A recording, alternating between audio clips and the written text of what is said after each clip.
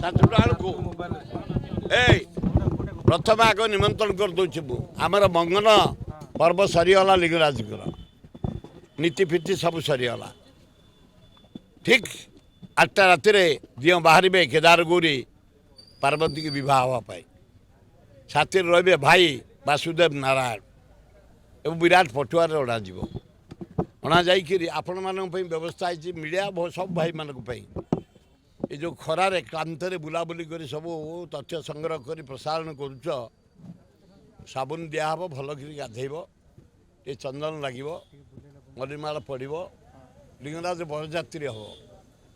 ତାପରେ ଗୋଟେ ସାଧା ପିଓର ଏକଦମ 2 ପ୍ରକାରର ଅନ୍ନ 2 ପ୍ରକାରର ଡାଲି ମୁଗ ଡାଲି ଆଉ ହରଡ଼ ଡାଲି ଗୋଟେ ଖାଇବା ଆପଣ ଜହ୍ନି ପୋସ୍ତ ପଡ଼ିକିରି ଗୋଟେ ଘାଣ୍ଟ ସାରୁ ଫାରୁ ପଡ଼ିକିରି ଘଣ୍ଟା ହେଇକି ଗୋଟେ ଦୋରସ୍ତ ହେଇଥିବ ଆଉ ଗୋଟେ ପୋଟଳ ରସା ତାପରେ ଆମ୍ବୁଲ ଖଟା ଆଉ ତୁମ ପାଇଁ ଅଣାଯାଇଥାଏ ମଇଁଷି କ୍ଷୀର ଆମେ ଯଦି ଦିଉ ପିଓର ଜିନିଷ ଏ ସୁଦୂର ପଦାରି ପୁଳେ ଗଉଡ଼ ରଖିଛନ୍ତି ମଇଁଷି ତାକୁ ଭାଇ ଅମକ ଦିନ ଆମ ଭଗତ ସେ ଭାଇ ପହଞ୍ଚେଇ ଦିଏ ତମମାନଙ୍କ ପାଇଁ ଖାଇବା ଆସିବ ଆଉ କ'ଣ ଆଉ କାଲି ଠିକ୍ ରାତି 8ଟାରେ 52 ଦଳ